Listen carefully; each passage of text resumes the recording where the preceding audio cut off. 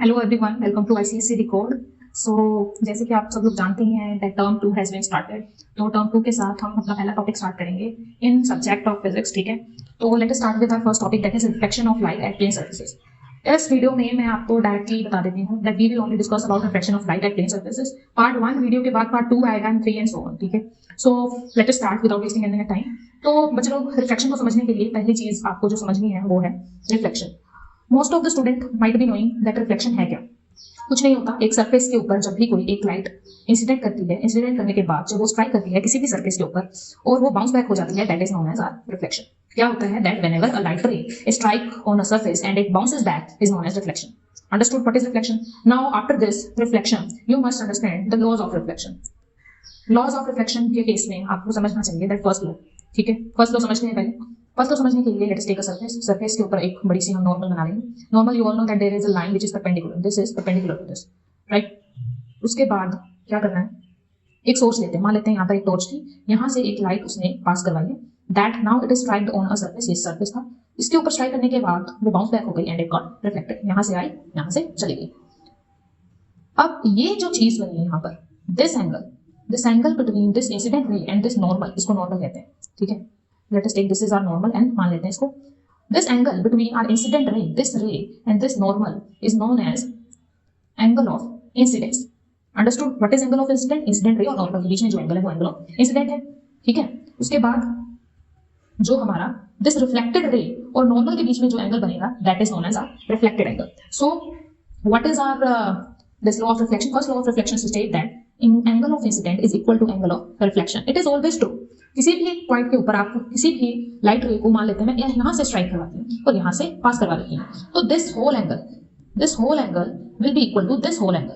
This you understood? ठीक है, अब सेकंड लॉ जो हमारा है वो कहता है दैट दिस इंसिडेंट रे, ये जो हमारी इंसिडेंट रे है, this normal and this reflected ray and the point of incidence. Point of incident is that point जहां पर वो लाइट इंसिडेंट रे जो है वो सरफेस के ऊपर स्ट्राइक करती है, that is known as point of incident. ठीक है, all lies in the same plane. ये सेम प्लेन के ऊपर, ये प्लेन का मतलब है एक flat surface. Flat surface means जैसे कि आपकी कॉपी का, कोई नोटबुक का पेज है, ठीक है, आप उसके ऊपर कोई भी चीज लिखते हो तो वो फ्लैट है, एकदम चपटी है, ठीक है, उसको आप बाहर थोड़ी ना निकाल सकते हो उसके अंदर से। This is known as our second law. तो सेकंड लॉ हमारा कहता है, according to second law, incident ray, reflected ray, normal and the point of incident all lies on a same plane. ठीक है, so these were our laws of reflection.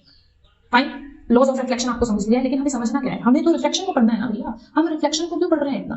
तो reflection और reflection में काफी ज्यादा कंफ्यूजन हो जाती है, इसलिए मैंने रिफ्लेक्शन के बारे में पहले ही बता दिया है। It is nothing but bouncing back of a light. ठीक है, now let us understand about reflection. Reflection को समझने के लिए let us do a single experiment. ठीक है, एक छोटी सी एक्टिविटी करते हैं, look at this video. In this activity, let us take a coin. Now put a glass, transparent glass on that coin. Can you see the coin? Now slowly pour some water in the glass. अब क्या आपको वो coin दिख रहा है? Are you able to see the coin? यहाँ पे glass बनाते हैं, ठीक है। अब इस ग्लास के अंदर, यहाँ पर ग्लास के बाहर भी हवा थी और ग्लास के अंदर भी क्या थी? हवा थी।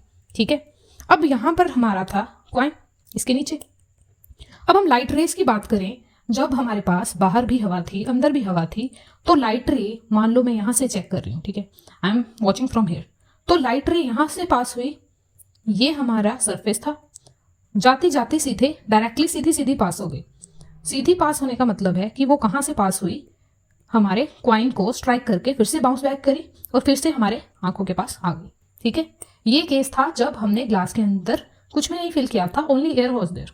फिर से समझ लीजिए क्या कहना चाहती हूँ मैं, कि देयर वॉज अ ग्लास। ठीक है, ये ग्लास है, अब क्वाइन हमारा इसके नीचे, ये रहा हमारा क्वाइन। ठीक है, अब यहाँ से हम देख रहे हैं इस चीज़ को, यहाँ से हाई लाइट और ये यहाँ से जाके सीधी चली जाएगी। ये हमारा नॉर्मल है, दिस इज आवर नॉर्मल, और ये हमारी लाइट रे है। ठीक है, यहाँ से गई सीधी कहाँ पर स्ट्राइक हुई? जाकर उस क्वाइन के पास जाके टकरा के फिर वापस आ गई हमारी आंखों की तरफ। ये हमारी आंखें थी। तो इसलिए जब हमने ग्लास के अंदर पानी नहीं भरा था, ओनली एयर वॉज देयर, यहाँ पर भी मीडियम एयर है और ग्लास के बाहर भी मीडियम क्या है? हमारा एयर ही है। इसीलिए जो हमने डायरेक्टली अपनी स्नेक्ड आइज से देखा, तो क्या देखा? हमें क्वाइन हमारा विजिबल नजर आया। ठीक है, अब अगर दूसरे केस में देखें, जब हमने पानी डाल दिया तब क्या होता है, आइए देखते हैं। ये हमारा ग्लास था, अब ग्लास के अंदर हमने क्या डाल दिया है? जम के भर के पानी डाल दिया, ये लीजिए पानी डाल दिया, भर गया, भर दो ग्लास पूरा, ये लो, ठीक है। अब नीचे हमारा कॉइन था। अब इस केस में क्या होगा, जब हम सेम ही आई लेवल पर जाकर इस कॉइन को देखने की कोशिश करें तो हमारी लाइट रे यहाँ से पास होती है, ठीक है। जैसे ही वो हमारे ग्लास की तरफ जाती है तो यहाँ पर नॉर्मल आ गई। तो एक्चुअल में होता क्या है, यहाँ पर हमारा मीडियम था एयर, लेकिन यहाँ पर हमारा ग्लास के अंदर मीडियम था वाटर। तो क्या होता है, जब भी लाइट रे पहले तो डायरेक्टली स्ट्रेट आ रही थी, जैसे ही हमारा मीडियम चेंज हुआ हमारी लाइट रे क्या हो गई, चेंज हो गई। जहां पर वो डायरेक्टली सीधे सीधे जा रही थी, अब क्या होगा, उसको वो अपना पाथ बेंड कर लेगी। पहले तो सीधे सीधे जा रही है, अब यहाँ पर क्या होगा, वो सीधी ना जाते हुए क्या हो जाएगी, थोड़ी सी बेंड हो जाएगी, यहाँ पर चली जाएगी। तो इसका मतलब हमारा कॉइन तो यहाँ तक था, हमारा कॉइन यहाँ पर था, ये रे जानी तो सीधी डायरेक्टली ऐसे करके सीधी हमारी कॉइन के पास जानी चाहिए, लेकिन क्योंकि यहाँ पर बेंडिंग हो गई लाइट की, इस चीज को हम कहते हैं refraction. That is bending of light. Light यहाँ पर बेंड हो गई, कहाँ से बेंड हुई, from one medium to or another medium, this is known as refraction. Now you understood what happen in this coin case. Coin कैसे disappear हो गया, क्योंकि लाइट तो सीधी जा रही थी, एक्चुअल में जैसे ही हमारे मीडियम चेंज हुए हमारी लाइट क्या हो गई, थोड़ी सी बेंड हो गई। उस चीज को हम क्या कहते हैं, रिफ्रैक्शन। इस छोटी सी एक्टिविटी में यही बताया गया। आगे चल के हम बताते हैं एक्चुअल में डेफिनेशन क्या है रिफ्रैक्शन की। Here we have the definition. So the definition says the change in direction of the path of light when it passes from one transparent medium to another transparent medium is called refraction। या तो आप इसको directly ये भी लिख सकते हैं, या फिर आप ये भी लिख सकते हैं that bending of light is known as, you can also write bending of light from one medium to another is known as refraction। This is also correct definition and this is also correct definition। Here they have precisely said कि एक transparent medium से दूसरे transparent medium की तरफ जब जाएगा तब क्या होगा, हमारी लाइट थोड़ी सी बेंड हो जाएगी। दूसरी चीज इन्होंने ये भी चीज कही गई है that are refraction is a surface phenomena, ठीक है। अब जब भी कोई लाइट रे रेयर मीडियम से कहाँ पर जाएगी, in denser medium, what will happen, ये जो हमारे रिफ्रैक्टेड रे है ये क्या होगी, it will be towards the normal, ये नॉर्मल के थोड़ी सी पास होगी, ठीक है। ये हमारा रिफ्रैक्शन एंगल है, this is our incident angle. This understood. जब भी हमारी लाइट रे रेयरर से किस डायरेक्शन में जाएगी, डेंसर मीडियम में जाएगी, तब जो हमारे रिफ्रैक्टेड रे है that will be always towards normal. Understood. चलिए सेकंड केस देखते हैं। सेकंड केस में क्या होगा, सेकंड केस में whenever you will go from denser to rarer medium, इसको समझने की कोशिश कीजिए। डेंसर को मान लेते हैं एक मोटा व्यक्ति, एक मोटा बच्चा है या फिर कोई इंसान है, ठीक है। Don't get offended, it is only for an example. एक मोटा बंदा है, ठीक है, मोटे बंदे को गुस्सा चढ़ गया, ठीक है। मोटा बंदा मतलब कोई डेंसर इंसान, कोई घना इंसान, ठीक है। अब ये मोटा बंदा क्या हुआ, इसको ये एक बैरियर के थ्रू गया। ये बैरियर क्या है, हमारा एक सरफेस है। अब ये जब बैरियर के थ्रू पास होता है तो क्या हो जाता है, ये पतला हो जाता है, पतला हो गया तो that means it goes to rarer medium. जब भी कोई इंसान डेंसर से रेयरर मीडियम की तरफ जाएगा तब क्या होगा, जो हमारे रिफ्रैक्टेड रे है, दिस रे it will be away from the normal, away from the normal. Understood. चलिए ये दो केस समझ आ गए। जब हमारा फर्स्ट केस वॉज जब हम डेंसर से किस तरफ जा रहे हैं, सॉरी रेयरर से डेंसर की तरफ जा रहे हैं, नॉर्मल की तरफ है हमारी रिफ्रैक्टेड रे। जब हम डेंसर से रेयरर की तरफ जा रहे हैं तब हमारी जो रिफ्रैक्टेड रे है वो है अवे फ्रॉम द नॉर्मल। अब जो हमारे पास नेक्स्ट केस आता है वो है जब क्या हो, अगर हम दो मीडियम लेते हैं, ठीक है, ये हमारा एक मीडियम था, ये हमारा दूसरा मीडियम। क्या हो अगर कोई भी रिफ्रैक्शन ना हो लेकिन जो हमारी लाइट रे है वो डायरेक्टली सीधी की सीधी पास हो जाए, दिस मीन्स कि हमें रिफ्रैक्शन एंगल क्या चाहिए, जीरो। अब रिफ्रैक्शन एंगल को जीरो बनाने के लिए what else we needed, refraction angle को जीरो बनाने के लिए क्या चाहिए हमें, पहली चीज हमें चाहिए कि जो एंगल ऑफ इंसिडेंट है that is should also be equal to zero.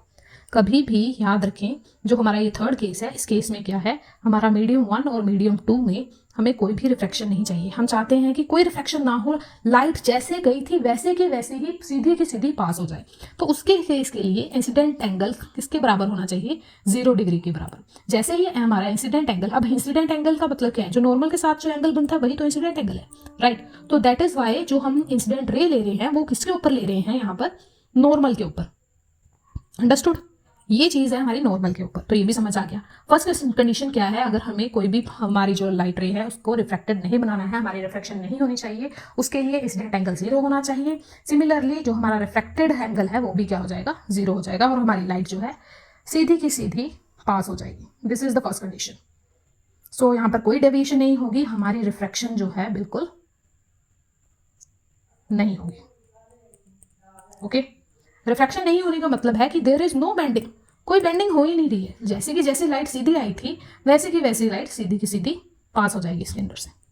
चलिए ये भी समझ आ गया, तीनों कैसे समझ आ गए, आगे चलते हैं।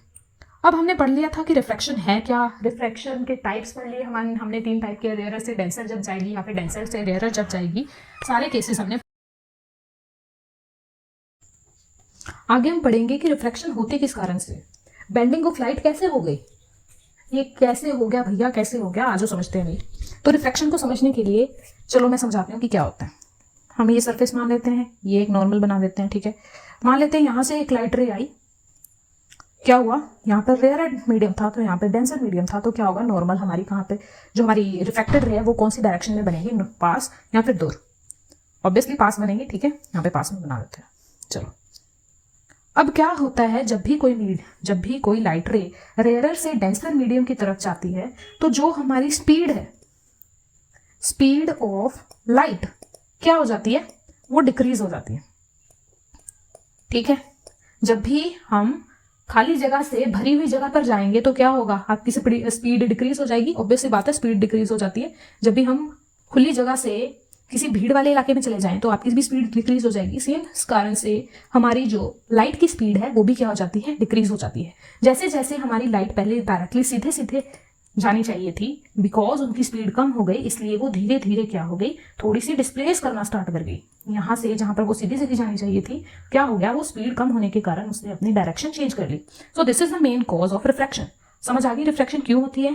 जब भी हम रेयरर मीडियम से डेंसर मीडियम की तरफ जाते हैं तो क्या हो जाता है, रेयरर से डेंसर मीडियम की तरफ जाएंगे तो क्या होगा, स्पीड जो है कम हो जाएगी, और वाइस वर्सा जब हम डेंसर से किस डायरेक्शन में जाएंगे, रेयरर की तरफ जाएंगे तो स्पीड क्या हो जाएगी, इंक्रीज। भीड़ वाले इलाके से जब आप खुली जगह में जाओगे तो आपकी स्पीड ऑब्वियसली इंक्रीज होगी ही होगी। This understood. अब जैसे जैसे स्पीड इंक्रीज होगी तब आपकी जो रे है वो अवे जाती जाएगी नॉर्मल से। दिस इज ऑल्सो रिफ्रैक्शन के कारण, ठीक है। समझ में आ गया भैया बेंडिंग कैसे हुई है। तो इसमें आपको क्या इंपॉर्टेंट है, डायरेक्टली मैं यहाँ पे आपको अंडरलाइन करवा देती हूँ इफ यू हैव बुक, ठीक है। तो यहाँ पर है because of change of speed in light going from one medium to another, ठीक है। और यहाँ पर बस यही कहा गया है कि जब भी आप एक मीडियम से दूसरे मीडियम में जाते हैं, जब भी आप रेयरर टू डेंसर मीडियम में जाएंगे तो क्या होगा, रेयरर से डेंसर मीडियम में स्पीड क्या हो जाएगी, कम हो जाएगी, और डेंसर से जब आप रेयरर मीडियम में जाएंगे स्पीड क्या हो जाएगी, इंक्रीज। मतलब खुली जगह से जब आप भरी हुई तंग गलियों में जाओगे स्पीड आपको कम करनी पड़ेगी अपनी। जब आप भीड़ी हुई इलाके से खुले इलाके में चले जाओगे तो स्पीड तो आपकी ऑटोमेटिकली तेज हो जाएगी, क्योंकि आपको कोई डर ही नहीं रहेगा। वैसे ही लाइट का केस भी है, ठीक है। तो याद करने के लिए आप ऐसे याद रख सकते हो। आगे हम पढ़ेंगे, जैसे हमने रिफ्लेक्शन के लॉज पढ़े थे वैसे ही हमारे पास काफी लॉज हैं रिफ्लेक्शन के भी। There are also 2 laws of refraction. पहला लॉ तो सेम ही है कि जो हमारी इंसिडेंट रे है, रिफ्रैक्टेड रे है, नॉर्मल है, पॉइंट ऑफ इंसिडेंट है, ये सभी के सभी किसके ऊपर लाई करते हैं, एक सेम प्लेन के ऊपर लाई करते हैं। दिस यू ऑल नो, ठीक है, सबको पता है कि ये सेम चीज है। सेकेंड लॉ, अब रिफ्लेक्शन के केस में जो हमारा इंसिडेंट एंगल था और हमारा रिफ्लेक्टेड एंगल था वो दोनों बराबर थे, लेकिन रिफ्रैक्शन के केस में ऐसा बिल्कुल नहीं होगा, बिकॉज हमारी बेंडिंग हो रही है। जब हम रेयरर से डेंसर मीडियम में जा रहे हैं हमारा रिफ्रैक्शन एंगल कम हो रहा है या फिर ज्यादा हो रहा है, कुछ ना कुछ चेंजेस आ रहे हैं, इसलिए इंसिडेंट और रिफ्रैक्शन एंगल के ऊपर हम कोई कमेंट नहीं करेंगे। जो कमेंट करेंगे वो ये है, हमारा सेकंड लॉ ये कहता है कि the ratio of sine of incident angle divide by sine of refraction angle is equal to constant. इस लॉ को हम स्नेल्स लॉ भी कहते हैं, जो आपने I don't know lower classes में पढ़ा होगा, स्नेल्स लॉ भी कहते हैं इसको, ठीक है। ये हमारे स्नेल साइंटिस्ट थे, उन्होंने दिया था, दैट इज वाई इसका नाम है स्नेल्स लॉ, ठीक है। तो स्नेल्स लॉ क्या कहता है, जब भी हमारा साइन ऑफ इंसिडेंट एंगल को अगर हम डिवाइड करेंगे साइन ऑफ रिफ्रैक्टेड एंगल, ये आर जो है हमारा रिफ्रैक्टेड एंगल को शो करता है, ठीक है। यहाँ पे लिख देती हूँ रिफ्रैक्टेड एंगल, तो रिफ्रैक्टेड एंगल ये रहा, ठीक है। तो ये रिफ्रैक्टेड एंगल को शो करता है, वो किसके बराबर होगी रेशो, वो एक कांस्टेंट के बराबर होगी, एक ऐसे न्यूमेरिकल वैल्यू के बराबर होगी जो कि क्या होगी, एकदम फिक्स होगी, ठीक है, फिक्स्ड वैल्यू होगी कोई ना कोई। मान लीजिए ये हमारा सरफेस है, ऊपर हवा है, एयर है, और नीचे क्या है, वाटर है, ठीक है। ये लाइट रे पास हुई यहाँ पर, क्योंकि ये मीडियम रेयरर था, ये डेंसर था, तो हमारी जो लाइट रे है वो क्या होगी, टुवर्ड्स द नॉर्मल, ठीक है। इस तरह से बनेगा। ये हमारा इंसिडेंट एंगल है, ये हमारा रिफ्लेक्टेड एंगल है। तो आपको पता है कि हमारा स्नेल्स लॉ क्या कहता है, sine of incident angle over sine of reflected angle. तो ये वैल्यू हमेशा किसके बराबर आएगी, किसी कांस्टेंट के बराबर आएगी, कोई नंबर के बराबर आएगी, और वो नंबर को ही हम आगे जाके क्या बोलेंगे, रिफ्रैक्टिव इंडेक्स। एक न्यू टर्म आएगी हमारे सिलेबस में, वो है रिफ्रैक्टिव इंडेक्स। रिफ्रैक्टिव इंडेक्स क्या है, ये जो हम बोल रहे हैं कि sine of incident angle divide by sine of refracted angle is equal to some constant, वो कांस्टेंट या न्यूमेरिकल वैल्यू को ही हमने कहा है रिफ्रैक्टिव इंडेक्स। रिफ्रैक्टिव इंडेक्स हर डिफरेंट ऑब्जेक्ट के लिए डिफरेंट वैल्यू होती है। अगर मैं ग्लास का केस लूँ तो उसके लिए कुछ और रिफ्रैक्टिव इंडेक्स की वैल्यू होगी, वाटर का केस लूँ तो कुछ और होगी, डायमंड का केस लूँ तो कुछ और होगी, वो हम अभी पढ़ेंगे आगे, ठीक है। आगे मैं बता देती हूँ इसकी डेफिनेशन क्या है। So the definition of this is refractive index of second medium with respect to first medium, ठीक है। रिफ्रैक्टिव इंडेक्स की प्रॉपर डेफिनेशन क्या है, वैसे तो ये कांस्टेंट वैल्यू है, मैं बता देती हूँ इसमें क्या किया गया है। इसमें एक और चीज आती है आपके पास, refractive index of second medium with respect to first medium. जब भी ये चीज बोली जाए कि second medium with respect to first medium, तब आपको इस रिफ्रैक्टिव इंडेक्स को डिनोट करना है। सबसे पहले ये जान लेते हैं कि इसको डिनोट कैसे करते हैं। रिफ्रैक्टिव इंडेक्स को हम इस तरह डिनोट करते हैं, ठीक है। पहले मैं सब कुछ इरेज करके आपको बताती हूँ कि रिफ्रैक्टिव इंडेक्स को डिनोट कैसे करते हैं। रिफ्रैक्टिव इंडेक्स को हम इस तरह से डिनोट करते हैं, इसको कहा जाता है म्यू। जो आजकल हमें अभी म्यूइंग चल रही है उससे याद रख लीजिए, आजकल मीम चल रहे हैं, म्यूइंग कर रहे हैं बच्चे, ये कर रहे हैं, वो कर रहे हैं, तो इसको उससे याद कर लो, म्यू। अब सेकेंड चीज, म्यू जो है रिफ्रैक्टिव इंडेक्स को कहा गया है। दैट मीन्स जब भी sine of incident angle divide by sine of refractive angle is equal to mu. This you understood. अब आगे मैं बताती हूँ कि रिफ्रैक्टिव इंडेक्स है क्या, ठीक है। इन्होंने क्या कहा गया है कि इसमें कहा गया है कि refractive index of second medium, इसका मतलब है कि ये हमारे पास एक प्लेन है, ठीक है। ये फर्स्ट मीडियम था, ये सेकंड मीडियम है, ये हमारी नॉर्मल है, आगे जाके ये लाइट रे थी, ठीक है, मान लेते हैं लाइट रे, ये हमारी रिफ्रैक्टेड रे आ गई है, ठीक है। तो ये हमारा एंगल ऑफ इंसिडेंट है, ये लो भैया एंगल ऑफ इंसिडेंट, ये हमारा रिफ्रैक्टिव एंगल। अब म्यू की वैल्यू हमने लिखनी है टू मीडियम के with respect to one medium. जब भी ऐसा लिखा गया हो कि second medium with respect to first medium, तब हमें म्यू को कैसे लिखना है, पहले तो म्यू लिख लेना है। अगर सेकंड मीडियम पहले लिखा गया है तो सेकंड को यहाँ पे लिखेंगे पहले, वन मीडियम फर्स्ट मीडियम बाद में कहा गया है तो वन को हम बाद में यहाँ पे लिखेंगे, ठीक है। अगर मान लीजिए आगे के केसेस में हमें कहा गया हो one medium with respect to other medium, तो वन को यहाँ पे लिखेंगे और टू को यहाँ पर लिखेंगे, ठीक है। ये चीज समझ आ गई हमें कैसे लिखना है, हमने ये भी देख लिया। आ जाओ आगे। अब आगे हम फाइंड आउट करेंगे कि इसको फाइंड आउट कैसे करना है, रिफ्रैक्टिव इंडेक्स की वैल्यू कैसे फाइंड आउट करनी है। तो पहले ये चीज देख लेते हैं कि रिफ्रैक्टिव इंडेक्स के पास कोई यूनिट होती भी है कि नहीं होती। तो यहाँ पे साफ तौर पे लिखा है कि रिफ्रैक्टिव इंडेक्स की कोई यूनिट नहीं है, क्योंकि साइन ऑफ इंसिडेंट एंगल भी क्या है, ये एंगल की यूनिट है, नीचे भी क्या है साइन ऑफ रिफ्रैक्टेड, ये भी एंगल है, तो ये दोनों यूनिट आपस में कैंसिल हो जाती है, ठीक है। यूनिट्स की बात कर रही हूँ मैं, ये दोनों यूनिट्स क्या हो जाती हैं, आपस में कैंसिल हो जाती हैं। इसीलिए जो हमारे पास रिफ्रैक्टिव इंडेक्स है वो एक न्यूमेरिकल वैल्यू है, मैं पहले भी बोल चुकी हूँ, इसकी कोई यूनिट नहीं होती, ठीक है। चलो आगे चलते हैं, ये समझ लिया हमने। अब आगे जाके मैं बताती हूँ कि रिफ्रैक्टिव इंडेक्स का क्या रिलेशन है हमारे स्पीड के साथ, ठीक है, ये भी बता देते हैं। मैंने अभी बताया कि हमारा refractive index is equal to sine of incident angle divide by sine of refractive angle. ये तो हमारे पास पहला रिलेशन आ चुका है, हमें पता है ये पहला रिलेशन है हमारे पास ऑटोमेटिकली। अब there is one more relation of refractive index. ये जो रिफ्रैक्टिव इंडेक्स का रिलेशन है, ये हमारा रिलेशन है स्पीड के साथ, स्पीड ऑफ लाइट के साथ। क्या रिलेशन है, refractive index is equal to speed of light in air divided by speed of light in the medium. That means इसको हम इस तरह भी लिख सकते हैं कि velocity in first medium, velocity in the second medium, और speed in first medium divided by speed in second medium। अगर हम second with respect to one लिख रहे हैं, ठीक है। ये है हमारे पास एक डायरेक्ट रिलेशनशिप, जहाँ पर रिफ्रैक्टिव इंडेक्स क्या है, अगर हम एयर से, यहाँ पर अगर हम एयर मीडियम से कहाँ पर जा रहे हैं, किसी दूसरे मीडियम में जा रहे हैं, वो कोई भी मीडियम हो सकता है, ठीक है। तो there is this formula C divide by V. अगर हमारे पास एयर की जगह कोई और मीडियम है, तो मान लेते हैं वो मीडियम 1 है, ये मीडियम 2 है, तो speed of one medium divide by speed of 2 medium is the relationship of refractive index. अब ये आपको यहाँ से पता चल जाएगा कि रिफ्रैक्टिव इंडेक्स का और वेलोसिटी का क्या रिश्ता है। ये हमारा रिफ्रैक्टिव इंडेक्स था, ऊपर सी था और नीचे क्या था, वेलोसिटी और स्पीड, ठीक है।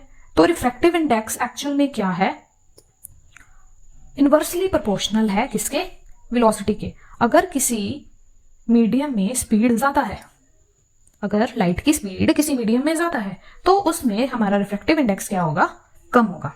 ये चीज़ समझ आ गई। और वाइस वर्सा भी है, अगर किसी भी स्पीड में हम किसी भी मीडियम में हमारी लाइट की स्पीड कम है तो रिफ्रैक्टिव इंडेक्स क्या हो जाएगा, ज़्यादा हो जाएगा। ऑब्वियस सी बात है, सिंपल सी बात है, ये तो आपको समझ आ ही गई है। ठीक है, क्या होता है ये लीजिए, refractive index of second medium with respect to 1, हमें अभी बताया कि velocity of 1 divide by velocity of second, ये एक रिलेशनशिप था। अब इसके साथ एक और रिलेशनशिप आएगा जो कि होगा हमारा रिफ्रैक्टिव इंडेक्स के साथ। ठीक है, अब आपको पता है कि refractive index of second medium with respect to refractive index of the first medium, तो ये एक रिलेशन आ गया। ठीक है, तो ये है, हम इस रिफ्रैक्टिव इंडेक्स को निकालने के लिए वेलोसिटी का रिलेशनशिप ये है और रिफ्रैक्टिव इंडेक्स का रिलेशनशिप ये है। तो this is all about the refractive index. ठीक है, सारी चीज़ें बता दी हैं कि वेलोसिटी के ऊपर कैसे डिपेंड करता है और एक मीडियम से सेकंड मीडियम के ऊपर भी कैसे डिपेंड करता है, ये भी बता दिया गया है। आज भैया आगे बढ़ते हैं, ये नहीं करना अभी, यहाँ पे चलते हैं सीधे। अब ये क्या है, यहाँ पर जाके हमने क्या करना है ये भी देख लेते हैं। दिस इज कंडीशन फॉर, क्या कंडीशन है ये भी बता देते हैं। आज ये इरेज कर लेते हैं पहले। हाँ भैया, ये समझो भैया, आगे है हमारी बात जो condition for a light ray to pass undeviated on refraction. ठीक है, अब क्या कहना क्या चाहता है भैया, इतनी इंग्लिश नहीं समझ आती तो भैया आसानी से समझते हैं कि क्या कहना चाहते हैं। ये क्या कंडीशन है, कहते हैं कि अगर हमने पास करवानी है एक लाइट को, पहले हमने बताया कि अगर हमने लाइट को पास करवाना है डायरेक्टली स्ट्रेट लाइन में, तो हमने पहले बोला था कि इंसिडेंट एंगल कितना होना चाहिए, 0 डिग्री होना चाहिए। अल्टीमेटली जो हमारा रिफ्लेक्शन एंगल होगा वो भी क्या हो जाएगा, 0। तो वो हमारी क्या होगी, नॉर्मल से हमारी जो है लाइट पास हो जाएगी, डायरेक्टली सीधी सीधी निकल जाएगी, तो निकल देगा। इस केस में क्या करना है, इस केस में भी यही करना है। इस केस में कहा गया है कि अगर हमें कोई अनडेविएटेड पास करवानी है, हमें रिफ्लेक्शन तो चाहिए, यहाँ पर रिफ्लेक्शन होनी चाहिए, लेकिन फिर भी हमें जो लाइट रे है वो क्या करवानी है, अनडेविएटेड पास करवानी है, इसको डेविएट नहीं करवाना। ठीक है, मतलब जैसे वो आई थी सीधी की सीधी चली जाए। ठीक है, वो करवाने के लिए पहली हमारे पास देयर आर 2 कंडीशन। पहली कंडीशन क्या है, पहली कंडीशन तो यही है कि जो हमारा इंस्टेंट एंगल है वो क्या होना चाहिए, 0 होना चाहिए। और सेकंड कंडीशन ये है कि जो हमारा फर्स्ट मीडियम है और जो हमारा सेकंड मीडियम है, इन दोनों का रिफ्रैक्टिव इंडेक्स क्या होना चाहिए, बराबर होना चाहिए। समझ गए, 2 कंडीशन। पहली कंडीशन क्या है, हमारा इंसिडेंट एंगल 0। दूसरी कंडीशन क्या है, refractive index of first medium and refractive index of second medium, ये दोनों बराबर होने चाहिए। तो हमारी लाइट क्या हो जाएगी, सीधी सीधी पास हो जाएगी, हमें कुछ और नहीं चाहिए। आगे हमें समझना है कि वेलोसिटी, वेवलेंथ और फ्रीक्वेंसी का क्या रिलेशनशिप है। Next topic is all about कि वेलोसिटी, फ्रीक्वेंसी और हमारी जो वेवलेंथ है, उन तीनों का आपस में क्या रिलेशनशिप है, ये समझना है। ठीक है, उसको समझने के लिए आ जाओ भैया आगे पेज में। अब उसको समझने के लिए पहले ये समझिए कि स्पीड का फॉर्मूला क्या होता है। Speed is what, distance divide by time. ठीक है, यही होता है। और एक और चीज़ आपको पता होनी चाहिए, जो हमारी फ्रीक्वेंसी है वो क्या होती है, frequency is 1 by time, right. ठीक है, अगर मैं स्पीड को v मान लूँ, 1/t, यहाँ पर क्या था, डिस्टेंस मल्टीप्लाइड बाय 1/t। ठीक है, तो डिस्टेंस मल्टीप्लाइड बाय, अगर मैं 1/t को फ्रीक्वेंसी पुट कर दूँ यहाँ पर, तो यहाँ पर फ्रीक्वेंसी आ गया। हमारा रिलेशनशिप क्या बन गया, velocity is equal to distance multiplied by frequency. लेकिन यहाँ पर ये डिस्टेंस क्या है, क्योंकि हम लाइट रेज की बात कर रहे हैं, दैट मीन्स हम वेव्स की बात कर रहे हैं। तो वेव्स में डिस्टेंस क्या होता है, 2 क्रस्ट के बीच में जो डिस्टेंस होता है उसको हम कहते हैं वेवलेंथ। ठीक है, इसका मतलब क्या है, ये एक वेव जा रही है। ठीक है, इन दोनों के बीच में जो डिस्टेंस है उसको हम क्या कहते हैं भैया, वेवलेंथ। तो हमारी वेलोसिटी का वेवलेंथ के साथ क्या रिश्ता हुआ, हमारी वेलोसिटी जो है वो सीधी सीधी है, velocity is equal to lambda. Lambda किसको डिनोट करता है, लैम्डा एक तरह का डिस्टेंस ही है। Lambda is what, a type of distance. तो velocity is equal to lambda multiply by frequency. तो ये हमारा डायरेक्ट रिलेशनशिप है वेलोसिटी का हमारी फ्रीक्वेंसी और लैम्डा के साथ। ठीक है, चलो आगे इसमें फर्स्ट केस में ये बोला गया है कि अगर रेयरर से डेंसर मीडियम में जाएंगे तो स्पीड का होगा, स्पीड का कम होना, डेंसर से रेयरर मीडियम में जाना, स्पीड का बढ़ना, यही लिखा हुआ है दोबारा बार बार। चलो सेकंड पॉइंट पे देखते हैं। सेकंड पॉइंट में भी यही अभी मैं बता देती हूँ कि velocity is what, are frequency multiplied by wavelength. ठीक है, अगर किसी भी ऑब्जेक्ट को, अगर मान लो मैं किसी की वेलोसिटी स्पीड बढ़ा देती हूँ, किसी की स्पीड बढ़ाने का मतलब क्या है, किसी की फ्रीक्वेंसी को बढ़ा देना या फिर किसी की वेवलेंथ बढ़ जाना। ठीक है, वही तो है, ये सेम चीज़। अगर किसी भी लाइट की स्पीड बढ़ानी है तो या तो उसकी फ्रीक्वेंसी बढ़ा दो या तो उसका क्या कर दो, वेवलेंथ को बढ़ा दो। और फ्रीक्वेंसी को मैं ऐसे भी लिख सकती हूँ, क्योंकि ये रिलेशन हमारे पास आ गया है, तो फ्रीक्वेंसी को लिख सकते हैं velocity divide by wavelength. That means अगर किसी चीज़ की हम फ्रीक्वेंसी बढ़ाएंगे तो उसी चीज की वेवलेंथ क्या हो जाएगी, कम, बिकॉज फ्रीक्वेंसी और वेवलेंथ दोनों आपस में क्या है, इनवर्सली प्रोपोर्शनल है। ठीक है, ये भी चीज समझ आ गई। चलो आगे चलते हैं।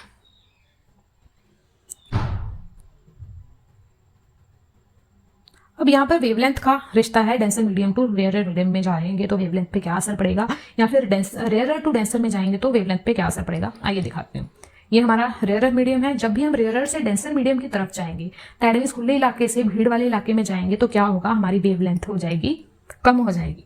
ठीक है, क्यों कम होगी, क्योंकि हमारी स्पीड क्या हो जाती है, कम। अभी मैंने बताया कि वेलोसिटी क्या है, velocity is directly proportional to our wavelength. ठीक है, वेलोसिटी कम होगी तो वेवलेंथ ऑटोमेटिकली कम हो जाएगी। ठीक है, जब भी हम खुले इलाके से भीड़ वाले इलाके में जाएंगे तो स्पीड कम होगी, अगर स्पीड कम होगी तो क्या हो जाएगा, हमारी वेलोसिटी भी वेवलेंथ भी क्या हो जाएगी, कम हो जाएगी। उसी तरह वाइस वर्सा है, अगर हम डेंसर मीडियम से रेयरर मीडियम की तरफ जा रहे हैं तो डेंसर मीडियम में क्या होगा, स्पीड क्या हो जाएगी, स्पीड हो जाएगी ज्यादा, तो वेवलेंथ भी क्या हो जाएगी, ज्यादा। चलो ये भी समझ आ गया। आ जाओ भैया आगे चलो, इतनी इजी है फिजिक्स, ऐसे ही डर के मारे में बैठे हुए हैं आप लोग। आ जाओ आगे आगे आगे चली जाओ बस आगे। Then there is another relationship जो दो वेवलेंथ के बीच में है। दो अलग अलग वेवलेंथ के बीच में जो हमारा रिलेशन है उसको समझने के लिए आ जाओ आगे। तो दो अलग अलग वेवलेंथ के बीच में क्या रिलेशनशिप है, मान लेते हैं ये वेवलेंथ है हमारे फर्स्ट मीडियम की। ठीक है, अब मैंने अभी बताया कि there is one relationship, velocity of one medium is equal to wavelength of one medium and frequency of one medium. अगर वेलोसिटी ऑफ सेकंड मीडियम भी निकालें तो उसकी वेवलेंथ अलग होगी, उसकी फ्रीक्वेंसी भी अलग होगी क्या, नहीं। यहां पर क्या होता है कि फ्रीक्वेंसी जो है वो क्या रहती है, कांस्टेंट रहती है। तो फ्रीक्वेंसी क्या रहती है, कांस्टेंट। अब फ्रीक्वेंसी क्यों कांस्टेंट रहती है, आइए बताते हैं। मान लीजिए एक सरफेस है, दोबारा से वही चीज करनी है हमें, सरफेस लेना है, एक नॉर्मल ड्रॉ करनी है, कुछ नहीं करना, बस ऐसे ही काम करते रहने हमें। ठीक है, लीजिए भैया एक और रे ड्रॉ किए। अब ये मान लेते हैं कि कोई लाइट थी, येलो कलर की लाइट मैंने डाली, चलो रेड कलर है तो रेड कलर ले लेते हैं। ठीक है, तो रेड कलर की एक लाइट मैंने डाली है। ठीक है, तो उसकी फ्रीक्वेंसी तो फिक्स ही रहती है ना, उसकी फ्रीक्वेंसी थोड़ी ना चेंज हो जाएगी। मान लेते हैं कि यहाँ पर एयर थी और यहाँ पर वाटर था। जैसे ही वो एक जगह से एयर से वाटर में गई तो क्या होगा, फ्रीक्वेंसी पे हमारी कोई असर नहीं होगा। जो रेड लाइट है वो तो रेड ही रहेगी, येलो थोड़ी ना हो जाएगी। इसीलिए हमारी फ्रीक्वेंसी के ऊपर क्या हुआ, कोई असर नहीं पड़ा, हमारी फ्रीक्वेंसी जो थी जैसी थी वैसी ही रहेगी। इसीलिए यहाँ पर जो मैंने 1 1 लगाए हैं उसको क्या कर दो, इरेज। तो अगर फ्रीक्वेंसी कांस्टेंट रह रही है तो क्या करें, इसको अगर मैं 1 मान लूँ और इसको 2 मान लूँ तो इन दोनों को डिवाइड कर दो। ठीक है, आ जाओ डिवाइड कर लेते हैं। तो डिवाइड करने से क्या हो जाएगा, आ जाओ इस साइड करते हैं थोड़ा सा। ठीक है, ये बड़ी खुली जगह होगी, मजा आएगा। तो ये रहा हमारा velocity of 1, frequency velocity of 2, दोनों को कर दिया मैंने डिवाइड। ठीक है, क्योंकि फ्रीक्वेंसी सेम थी तो फ्रीक्वेंसी को कैंसिल कर दिया। तो velocity of one medium of light divide by velocity of light in other medium क्या है, v1 ओवर v2 क्या है, रिफ्रैक्टिव इंडेक्स ही तो है। तो v1 ओवर v2 आ गई समझ, वो किसके बराबर है, lambda over 1 over lambda in medium 2। तो दिस इज रिफ्रैक्टिव इंडेक्स का एक अदर रिलेशनशिप निकल आता है कि रिफ्रैक्टिव इंडेक्स किसके बराबर है, हमारे wavelength 1 divide bye wavelength of 2। ठीक है, आ गया समझ। चलो भैया आगे बढ़ते हैं। यही हमारा यहाँ पर लिखा हुआ है एक ब्लू, ये जो ब्लू डब्बों में लिखा होता है ना, ये बड़ा इंपॉर्टेंट होता है, यहाँ से सारा कॉन्सेप्ट समझ में आ जाता है। ठीक है, तो वेवलेंथ ऑफ, जहाँ पर ये हमारी जो वेवलेंथ है वो क्या है, ये हमारी सिंपल जो वेवलेंथ है वो वेवलेंथ ऑफ मीडियम 1 है, और ये वाली जो वेवलेंथ है ये है हमारी वेवलेंथ इन मीडियम 2। समझे, तो refractive index is equal to wavelength of 1 over wavelength of 2। चलो आगे चलते हैं। अब आगे जाके जो हमें चीज समझने वाली है वो है factors effective the refractive index of the medium. कौन कौन से ऐसे फैक्टर हैं जो हमारे रिफ्रैक्टिव इंडेक्स पर असर डाल रहे हैं। पहली चीज तो यही है हमारा नेचर ऑफ द मीडियम। हमारा मीडियम डेंस है, रेयर है, तो उसका रिफ्रैक्टिव इंडेक्स पर क्या असर पड़ेगा। अभी मैंने बताया कि जब हम रेयर से डेंसर मीडियम की तरफ जाते हैं तो हमारी स्पीड क्या हो जाती है, कम हो जाती है। अगर हमारी स्पीड कम हो जाएगी, अभी मैंने बताया कि refractive index is inversely proportional to the speed कम हो जाएगी तो रिफ्रैक्टिव इंडेक्स क्या हो जाएगा, इंक्रीज हो जाएगा। यही इसमें बताया गया है। ठीक है, और अगर हम डेंसर से कहाँ पर जा रहे हैं, हम खुले इलाके में जा रहे हैं, रेयर में जा रहे हैं, तो रेयर में क्या होगा, स्पीड हमारी हो जाएगी ज्यादा, रिफ्रैक्टिव इंडेक्स क्या हो जाएगा, कम। ठीक है, यही है हमारा नेचर ऑफ द मीडियम के केस में। सेकंड जो फैक्टर है वो हमारा है टेम्परेचर। ठीक है। अब टेम्परेचर कैसे इफेक्ट करता है, ये तो बड़ा ईजी है आपको समझना कि टेम्परेचर कैसे इफेक्ट करता है। अब मैं बताती हूँ कि टेम्परेचर कैसे इफेक्ट करता है। जैसे ही हम टेम्परेचर किसी भी चीज़ का, मान लेते हैं पानी है, ठीक है, जैसे ही पानी का टेम्परेचर इंक्रीज करते हैं तो क्या होता है, काइनेटिक एनर्जी पार्टिकल्स की क्या हो जाती है, इंक्रीज हो जाती है। जैसे ही काइनेटिक एनर्जी इंक्रीज हो जाती है तो पार्टिकल तो धड़ाधड़ मूवमेंट करने लग पड़ते हैं, कभी इधर जाते हैं कभी उधर जाते हैं, तो पागल हो जाते हैं, ठीक है। तो जैसे ही पार्टिकल पागल हो जाते हैं, उनकी काइनेटिक एनर्जी ज़्यादा हो जाती है, इसका मतलब है उनकी स्पीड क्या हो जाती है, ज़्यादा। अभी मैंने बताया कि अगर किसी भी पार्टिकल्स की किसी भी मीडियम के अंदर स्पीड ज़्यादा है तो क्या होगा, हमारा रिफ्रैक्टिव इंडेक्स हो जाएगा कम। तो जैसे टेम्परेचर बढ़ा रिफ्रैक्टिव इंडेक्स कम, जैसे टेम्परेचर कम रिफ्रैक्टिव इंडेक्स ज़्यादा, ठीक है। ये भी इनवर्सली प्रोपोर्शनल है। चलो आगे, थर्ड थिंग है, तीसरा फैक्टर जो है वो हमारे रिफ्रैक्टिव इंडेक्स को झेल रहा है, वो है कलर ऑफ द वेवलेंथ।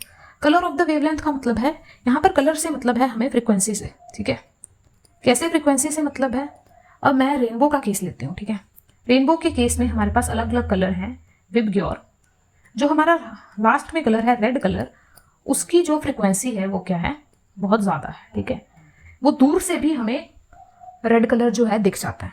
तो जिसकी फ्रीक्वेंसी ज़्यादा उसकी स्पीड भी क्या हो जाएगी, ज़्यादा। स्पीड कैसे ज़्यादा होगी, क्योंकि स्पीड किसके बराबर है, speed is equal to wavelength multiply frequency. अगर हमारी स्पीड बढ़ेगी तो फ्रीक्वेंसी भी तो बढ़ेगी, ठीक है। तो फ्रीक्वेंसी बढ़ने से स्पीड बढ़ गई, अगर स्पीड बढ़ गई तो वेवलेंथ क्या हो जाएगी हमारा, सॉरी रिफ्रैक्टिव इंडेक्स क्या हो जाएगा, कम। ये भी इनवर्सली प्रोपोर्शनल है। फ्रीक्वेंसी बढ़ेगी रिफ्रैक्टिव इंडेक्स कम हो जाएगा, और दूसरी चीज़ टेम्परेचर बढ़ेगा तब भी हमारा रिफ्रैक्टिव इंडेक्स क्या होगा, कम ही होगा, ज़्यादा नहीं हो जाएगा, ठीक है। तीसरी चीज़ जो हमारा फैक्टर है वो है nature of the medium. Denser medium में जाएंगे तब भी रिफ्रैक्टिव इंडेक्स क्या हो जाएगा, हमारा कम हो जाएगा। चलो आगे, आगे हमारा छोटा सा एक प्रिंसिपल है जो है हमारा principle of reversibility of the path. इसमें कुछ नहीं है, बेचारा छोटा सा चिन्नू सा एक प्रिंसिपल है, ठीक है। इसको समझने के लिए बस एक लाइन ज़रूरी है, the path of the light रे इज रिवर्सिबल।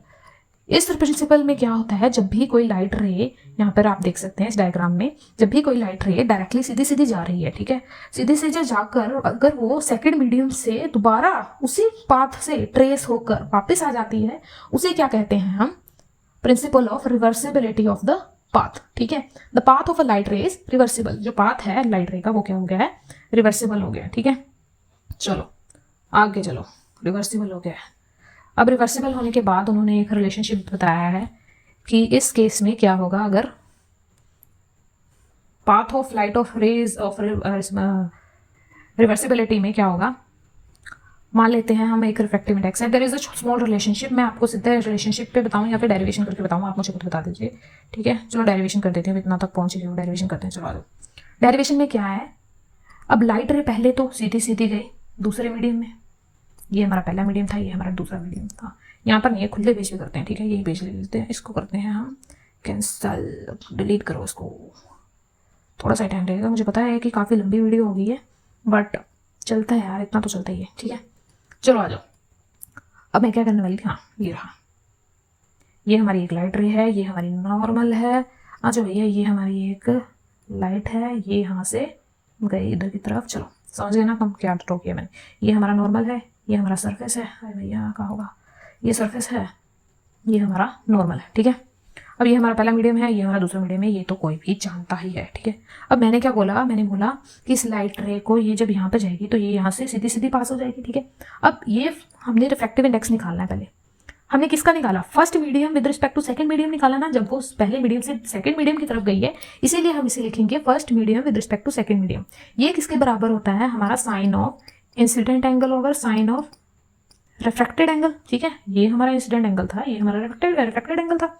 अब सिमिलरली जब हमारी लाइट रे इसी दौरान से वापस आएगी, यहीं से ये जब वापस आएगी इस डायरेक्शन में, तो ये वाला जो एंगल है जो नॉर्मल के साथ बन रहा है, ये हमारा इंसिडेंट एंगल हो जाएगा, और ये वाला एंगल जो नॉर्मल के साथ यहाँ पे बन रहा है, ये हमारा रिफ्रैक्टेड एंगल बन जाएगा, ठीक है। अब इस केस में हम रिफ्रैक्टिव एंगल क्या लेंगे, two with respect to one medium, ठीक है। अब इस केस में जो हमारा ये वाला एंगल है जहाँ आर वाला, इसको ऊपर ले लो, ठीक है, और नीचे क्या लगा आ जाएगा, साइन ऑफ इंसिडेंट एंगल। अब इन दोनों को आपस में डिवाइड करके देखो तो क्या आएगा, चलो दोनों में को मल्टीप्लाई करके देखते हैं, तो then we will see what will happen, ठीक है। फर्स्ट और सेकंड इक्वेशन को मल्टीप्लाई कर दो तो ये आ जाएगा this multiply by this is equal to sine of incident angle जो है इंसिडेंट एंगल के साथ कट हो जाएंगे, रिफ्रैक्शन रिफ्रैक्टेड के एंगल के साथ कट हो जाएंगे, तो यहाँ पे आ जाएगा 1, ठीक है। There is another relationship path of reversibility के केस में, वो मैंने आपको समझा दिया। तो देयर इज दिस रिलेशनशिप। यहाँ से अगर आपको कोई न्यूमेरिकल निकलता है तो निकाल लीजिए। आगे देखते हैं, चलिए आगे चलो, ये बात खत्म। यहाँ पर ये फर्स्ट मीडियम था, ये सेकंड मीडियम था, और एक हमारे पास अलग मीडियम था 3। अब लाइट रे जब यहाँ से पास हुई तो फर्स्ट टाइम में रिफ्रैक्शन हुई, ठीक है, क्योंकि ग्लास स्लैब की थिकनेस बहुत कम थी या फिर जितनी भी थी, उसके बाद ये लाइट पास हुई, आगे जाके फिर से क्या हो गई, रिफ्रैक्ट हो गई। पहले रेयरर से डेंसर मीडियम में गई, इसलिए जो हमारी रिफ्रैक्टेड रे है वो रिफ्रैक्शन के साथ नॉर्मल के साथ टुवर्ड्स है, ठीक है, टुवर्ड द नॉर्मल है। आगे जाकर क्योंकि वो डेंसर मीडियम से रेयरर मीडियम में गई, जो हमारी नॉर्मल है यहाँ पर वो थोड़ी सी अवे है नॉर्मल से, ठीक है। This you understood. आगे जो एक और चीज़ हमें समझने वाली है वो है लेटरल डिस्प्लेसमेंट। यहाँ पे लेटरल डिस्प्लेसमेंट क्या है, इसका मतलब है जो एक्चुअल में जो हमारी लाइट रे यहाँ पर जानी चाहिए थी विदाउट द डेविएशन, अगर कोई लाइट रे पास होती तो वो डायरेक्टली यहाँ पर सीधी सीधी चली जाती, ठीक है। लेकिन रिफ्रैक्शन के बाद वो क्या हुआ, वो थोड़ा सा शिफ्ट कर गई। ये जो शिफ्ट ऑफ द लाइट रे है, ठीक है, ये जो डिस्टेंस है इन दोनों के बीच में, जो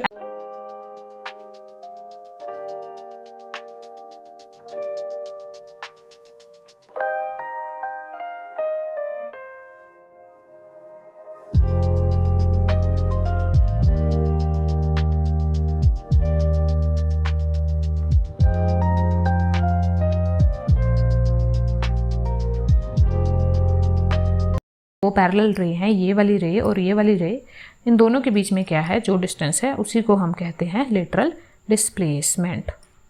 चलो समझ आ गई आपको, चलो आगे लेटरल डिस्प्लेसमेंट समझ आ गई है। अब लेटरल डिस्प्लेसमेंट के बारे में समझ लें। लेटरल डिस्प्लेसमेंट जो है, यहाँ पर जो हमारा ग्लास स्लैब एक्सपेरिमेंट है, यहाँ पर एक और चीज़ समझने वाली है। पहली चीज़ तो मैंने आपको बता दिया, इन दोनों के बीच में जो डिस्टेंस है उसको लेटरल डिस्प्लेसमेंट कहा गया है, ठीक है। दूसरा यहाँ पे इस ग्लास एक्सपेरिमेंट का मकसद था जो हमारा इंसिडेंट एंगल है और ये जो हमारा एमर्जेंट एंगल है, इसको हम एमर्जेंट एंगल बोलते हैं, ठीक है, क्योंकि ये बाहर को निकल रहा है इसलिए एमर्जेंट एंगल है। This is incident angle, this is our refraction angle, ठीक है। तो जो एंगल ऑफ इंसिडेंट है वो किसके बराबर आएगा, एंगल ऑफ एमरजेंस के बराबर आएगा। ये आप एक्टिविटी के दौरान करके खुद भी देख सकते हो अगर आपके पास है तो, ठीक है, वरना फिर राम रो से याद कर लो। एंगल ऑफ इंसिडेंट किसके बराबर है, एमरजेंस एंगल के बराबर है, ठीक है। लेटरल डिस्प्लेसमेंट मैंने बता ही दिया। ये जो एक्चुअल है लाइन जो यहाँ पर सीधी सीधी जानी चाहिए थी, वो डेविएशन के बाद there is some shift, directly आपको देखने में लग ही रहा है कि शिफ्ट है, ठीक है। ये दोनों के बीच में जो डिस्टेंस है इसको हम लेटरल डिस्प्लेसमेंट का कहते हैं। अंडरस्टूड। चलो आगे। अब ये जो लेटरल डिस्प्लेसमेंट है ये कुछ फैक्टर्स के ऊपर डिपेंड करती है। पहला फैक्टर तो यही है हमारा कि कितना मोटा ग्लास का स्लैब है। जितना ज़्यादा मोटा ग्लास का स्लैब उतनी ही ज़्यादा क्या होगी, लेटरल डिस्प्लेसमेंट होगी। सेकंड क्या चीज़ है, जितना ज़्यादा एंगल ऑफ इंसिडेंट, जितनी ज़्यादा टेढ़ी रे मारोगे, ठीक है, उतनी ही ज़्यादा क्या होगी, लेटरल डिस्प्लेसमेंट। आगे जी रिफ्रैक्टिव इंडेक्स के ऊपर देख लेते हैं। जितना ज़्यादा डेंसर मीडियम होगा उतना ही क्या होगा, डेंसर मीडियम होने के कारण हमारा स्पीड कम, रिफ्रैक्टिव इंडेक्स ज़्यादा, ठीक है। तो रिफ्रैक्टिव इंडेक्स जिस चीज़ का ज़्यादा होगा उसकी वेवलेंथ क्या होगी, कम। अगर किसी चीज़ का रिफ्रैक्टिव इंडेक्स ज़्यादा है तो उसकी लेटरल डिस्प्लेसमेंट भी क्या होगी, ज़्यादा ही होगी, ठीक है। और अगर किसी चीज़ की वेवलेंथ कम है तो उसकी लेटरल डिस्प्लेसमेंट तब भी क्या होगी, ज़्यादा, क्योंकि रिफ्रैक्टिव इंडेक्स ज़्यादा तो वेवलेंथ कम, और वेवलेंथ कम तो क्या होगा, हमारी लेटरल डिस्प्लेसमेंट है वो भी क्या होगी, ज़्यादा ही होगी। This much you must understand, ठीक है। आगे जो है हम पढ़ने वाले हैं, हमारा लास्ट टॉपिक इस चैप्टर का, बहुत लंबी वीडियो हो गई है, आगे शॉर्ट में बता देती हूँ कि मैं यहाँ पर ये कुछ नहीं है, इतना लंबा पैरा दिया हुआ है ना, ये कुछ नहीं पढ़ना आपको, यहाँ पे डायग्राम पे आना, ठीक है। डायग्राम से हम समझेंगे क्या है जी भैया, ये हमने एक ग्लास स्लैब ले लिया ग्लास स्लैब। अब इस ग्लास स्लैब है, शीशा है, ठीक है, शीशे के नीचे क्या कर दिया है हमने, थोड़ी सी पॉलिश कर दी है, मतलब जो नीचे वाला सरफेस है उसको हमने एक टाइप का मिरर बना दिया है, और जो ऊपर वाला है वो तो ग्लास ही है, ठीक है। अब देखो हुआ क्या, लाइट यहाँ से पास हुई, यहाँ से पास हुई, तो यहाँ से क्योंकि यहाँ पे ग्लास था तो यहाँ पर रिफ्रैक्शन हो गई, बेंडिंग ऑफ लाइट, ठीक है। लेकिन इसके आगे तो सरफेस हमारा चेंज हो गया, पॉलिश सरफेस आ गया, मिरर बन गया, यहाँ से लाइट जो है रिफ्लेक्ट होके क्या हो गई, वापस चलेगी। अब ये जो पी वाली लाइट है ये क्या है, हमारी थोड़ी कम ब्राइट है, लेस ब्राइट है भाई साहब, लेस ब्राइट है, लेस ब्राइट, क्यों लेस ब्राइट है, आज समझते हैं। ये है हमारी थोड़ी लेस ब्राइट, कौन सी वाली लाइन, ये पी वाली, ठीक है। उसके बाद ये जो क्यू वाली लाइट है, रिफ्लेक्शन के बाद ये जो लाइन आई है हमारे पास, ये थोड़ी ज़्यादा ब्राइट है। किससे ज़्यादा ब्राइट है, ये वाली लाइन से, ठीक है। और जो बाकी है, इसके बाद दोबारा से क्या हुआ, यहाँ पर टकरा के दोबारा से क्या हुई, रिफ्लेक्शन हुई, यहाँ पे फिर से रिफ्लेक्शन होती होती होती क्या हुई, यहाँ पे ये जो बाकी सारी रेज हैं, ये क्या होगी, इसकी इनकी ब्राइटनेस क्या होगी, लो हो गई, ठीक है। इसमें यही बताया गया है, रे हुई छोटी होगी, वर्चुअल इमेजेस बनी हैं, डिक्रीजिंग ब्राइटनेस, और बाकी जो की है थोड़ी थोड़ी हमारी ब्राइटनेस जो है धीरे धीरे मल्टीपल रिफ्लेक्शंस के कारण जो हमारी ब्राइटनेस है वो क्या होगी, धीरे धीरे कम होती गई यहाँ पे, ठीक है। क्योंकि यहाँ पर रिफ्लेक्शन हुई है, इसीलिए इस लाइन की रिफ्लेक्शन, और यहाँ पर क्योंकि इस लाइन की ब्राइटनेस सबसे ज़्यादा क्यों है, ये समझने के लिए ये समझो कि यहाँ पर पहले इसकी रिफ्लेक्शन हुई है, लाइट बेंड हो चुकी है, फिर उसके बाद रिफ्लेक्शन हुई है, उसी के बाद दैट इज वाई इसकी ब्राइटनेस बहुत ज़्यादा है। बाकी रेज की तो ब्राइटनेस इसलिए कम है क्योंकि ये बार बार मल्टीपल रिफ्लेक्शन होती जा रही है बार बार, ठीक है। इसलिए इनकी ब्राइटनेस क्या है, थोड़ी सी कम है हमारी जो क्यू वाली लाइन है उससे, ठीक है। सो विद दिस हमारा चैप्टर खत्म हो चुका है। हम मिलते हैं हम नेक्स्ट वीडियो में, सेकंड वीडियो में इस चैप्टर के जो है हमारे सारे के सारे न्यूमेरिकल्स जो हैं वो मैं समझा दूंगी, ठीक है। तो कल तक वीडियो आ जाएगी, आज का इंतजार मत कीजिए, ठीक है। ओके, तब तक के लिए please subscribe my channel, I am new to YouTube, तो please support me. Okay, thank you.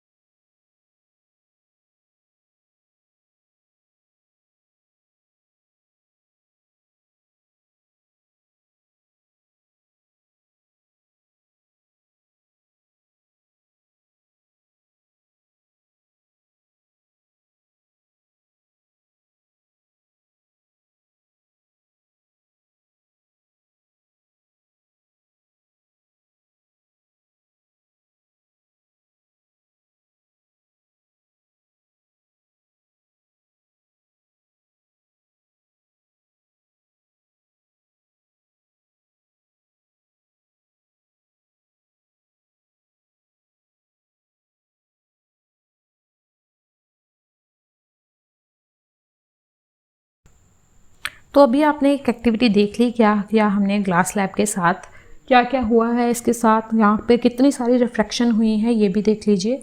अब मैं बता देती हूँ कि यहाँ पे हुआ क्या है। यहाँ पर ये फर्स्ट मीडियम था, ये सेकंड मीडियम था और एक हमारे पास अलग मीडियम था 3। अब लाइट रे जब यहाँ से पास हुई तो फर्स्ट टाइम में रिफ्रैक्शन हुई, ठीक है, क्योंकि ग्लास स्लैब की थिकनेस बहुत कम थी या फिर जितनी भी थी, उसके बाद ये लाइट पास हुई, आगे जाके फिर से क्या हो गई, रिफ्रैक्ट हो गई। पहले रेयरर से डेंसर मीडियम में गई, इसलिए जो हमारी रिफ्रैक्टेड रे है वो रिफ्रैक्शन के साथ नॉर्मल के साथ टुवर्ड्स है, ठीक है, टुवर्ड द नॉर्मल है। आगे जाकर क्योंकि वो डेंसर मीडियम से रेयरर मीडियम में गई, जो हमारी नॉर्मल है यहाँ पर वो थोड़ी सी अवे है नॉर्मल से, ठीक है, दिस यू अंडरस्टूड। आगे जो एक और चीज़ हमें समझने वाली है वो है लेटरल डिस्प्लेसमेंट। यहाँ पे लेटरल डिस्प्लेसमेंट क्या है, इसका मतलब है जो एक्चुअल में जो हमारी लाइट रे यहाँ पर जानी चाहिए थी विदाउट द डेविएशन, अगर कोई लाइट रे पास होती तो वो डायरेक्टली यहाँ पर सीधी सीधी चली जाती, ठीक है, लेकिन रिफ्रैक्शन के बाद वो क्या हुआ, वो थोड़ा सा शिफ्ट कर गई। ये जो शिफ्ट ऑफ द लाइट रे है, ठीक है, ये जो डिस्टेंस है इन दोनों के बीच में, जो एक्चुअल पाथ है, ठीक है, ये है हमारा एक्चुअल पाथ जो हमारा, और जो हमारा इमेजिनरी पाथ मान लेते हैं इसको, ठीक है, इन दोनों के बीच में जो हमारा डिस्टेंस है इसी को हमने क्या कहा गया है, लेटरल डिस्प्लेसमेंट। समझ आ गई है जी लेटरल डिस्प्लेसमेंट क्या है। जो हमारी ये दो पैरेलल रे हैं, ये वाली रे और ये वाली रे, इन दोनों के बीच में क्या है, जो डिस्टेंस है उसी को हम कहते हैं लेटरल डिस्प्लेसमेंट। चलो समझ आ गई है आपको, चलो आगे लेटरल डिस्प्लेसमेंट समझ आ गई है। अब लेटरल डिस्प्लेसमेंट के बारे में समझ लें। लेटरल डिस्प्लेसमेंट जो है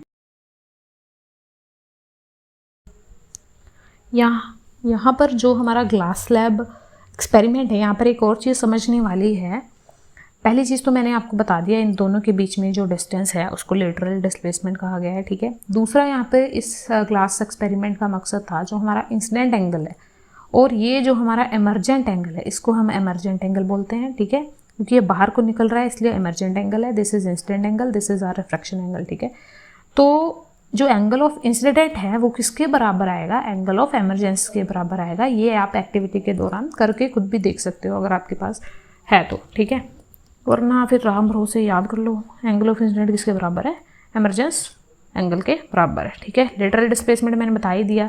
ये जो एक्चुअल है लाइन जो यहाँ पर सीधी सीधी जानी चाहिए थी, वो डेविएशन के बाद there is some shift, directly आपको दिखने में लग ही रहा है कि शिफ्ट है, ठीक है। ये दोनों के बीच में जो डिस्टेंस है इसको हम लेटरल डिस्प्लेसमेंट का कहते हैं, अंडरस्टूड। चलो आगे।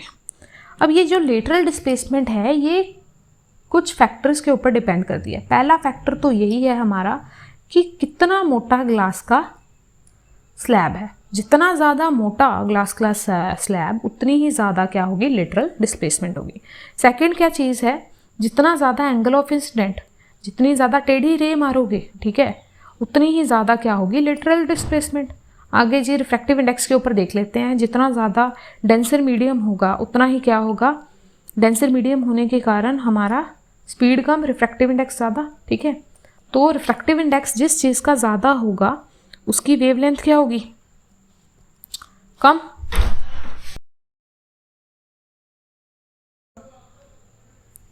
अगर किसी चीज़ का रिफ्रैक्टिव इंडेक्स ज़्यादा है तो उसकी लेटरल डिस्प्लेसमेंट भी क्या होगी, ज़्यादा ही होगी, ठीक है। और अगर किसी चीज़ की वेवलेंथ कम है तो उसकी लेटरल डिस्प्लेसमेंट तब भी क्या होगी, ज़्यादा, क्योंकि रिफ्रैक्टिव इंडेक्स ज़्यादा तो वेवलेंथ कम, और वेवलेंथ कम तो क्या होगा, हमारी लेटरल डिस्प्लेसमेंट है वो भी क्या होगी, ज़्यादा ही होगी। This much you must understand, ठीक है। आगे जो है हम पढ़ने वाले हैं, हमारा लास्ट टॉपिक इस चैप्टर का, बहुत लंबी वीडियो हो गई है, आगे शॉर्ट में बता देती हूँ कि मैं यहाँ पर, ये कुछ नहीं है, इतना लंबा पैरा दिया हुआ है इन्होंने, ये कुछ नहीं पढ़ना आपको, यहाँ पे डायग्राम पे आना है, ठीक है। डायग्राम से हम समझेंगे क्या है जी भैया। ये हमने एक ग्लास स्लैब ले लिया ग्लास स्लैब।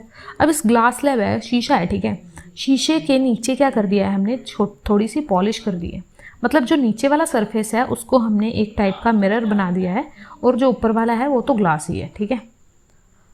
अब देखो हुआ क्या, लाइट यहाँ से पास हुई, यहाँ से पास हुई, तो यहाँ से, क्योंकि यहाँ पे ग्लास था तो यहाँ पर रिफ्रैक्शन हो गई, बेंडिंग ऑफ लाइट, ठीक है। लेकिन इसके आगे तो सरफेस हमारा चेंज हो गया, पॉलिश सरफेस आ गया, मिरर बन गया। यहाँ से लाइट जो है रिफ्लेक्ट होके क्या हो गई, वापस चलेगी। अब ये जो P वाली लाइट है ये क्या है, हमारी थोड़ी कम ब्राइट है, लेस ब्राइट है, लेस ब्राइट है भाई साहब, लेस ब्राइट है, लेस ब्राइट। क्यों लेस ब्राइट है, आज जो समझते हैं। ये है हमारी थोड़ी लेस ब्राइट। कौन सी वाली लाइन, ये P वाली, ठीक है। उसके बाद ये जो Q वाली लाइन है, रिफ्लेक्शन के बाद ये जो लाइन आई है हमारे पास, ये थोड़ी ज़्यादा ब्राइट है। किससे ज़्यादा ब्राइट है, ये वाली लाइन से, ठीक है। और जो बाकी है इसके बाद दोबारा से क्या हुआ, यहाँ पर टकरा के दोबारा से क्या हुई, रिफ्लेक्शन हुई, यहाँ पे फिर से रिफ्लेक्शन होती क्या हुई, यहाँ पे ये जो बाकी सारी रेज हैं ये क्या होगी, इसकी इनकी ब्राइटनेस क्या होगी, लो हो गई, ठीक है। इसमें यही बताया गया है। रे हुई, छोटी होगी, वर्चुअल इमेजेस बनी हैं, डिक्रीजिंग ब्राइटनेस, और बाकी जो की है थोड़ी थोड़ी हमारी ब्राइटनेस जो है धीरे धीरे मल्टीपल रिफ्लेक्शंस के कारण जो हमारी ब्राइटनेस है वो क्या होगी, धीरे धीरे कम होती गई यहाँ पे, ठीक है। क्योंकि यहाँ पर रिफ्रैक्शन हुई है इसीलिए इस लाइन की रिफ्रैक्शन, और यहाँ पर क्योंकि इस लाइन की ब्राइटनेस सबसे ज़्यादा क्यों है, ये समझने के लिए ये समझो कि यहाँ पर पहले इसकी रिफ्रैक्शन हुई है, लाइट बेंड हो चुकी है, फिर उसके बाद रिफ्लेक्शन हुई है, उसी के बाद दैट इज़ वाई इसकी ब्राइटनेस बहुत ज़्यादा है। बाकी रेज की तो ब्राइटनेस इसलिए कम है क्योंकि ये बार बार मल्टीपल रिफ्लेक्शन होती जा रही हैं बार बार, ठीक है। इसलिए इनकी ब्राइटनेस क्या है, थोड़ी सी कम है हमारी जो Q वाली लाइन है उससे, ठीक है। सो विद दिस हमारा चैप्टर ख़त्म हो चुका है। हम मिलते हैं अब नेक्स्ट वीडियो में, सेकेंड वीडियो में इस चैप्टर के जो हैं हमारे सारे के सारे न्यूमेरिकल्स जो हैं वो मैं समझा दूँगी, ठीक है। तो कल तक वीडियो आ जाएगी, आज का इंतज़ार मत कीजिए, ठीक है। ओके, तब तक के लिए please subscribe my channel, I am new to YouTube, तो please support me, okay, thank you.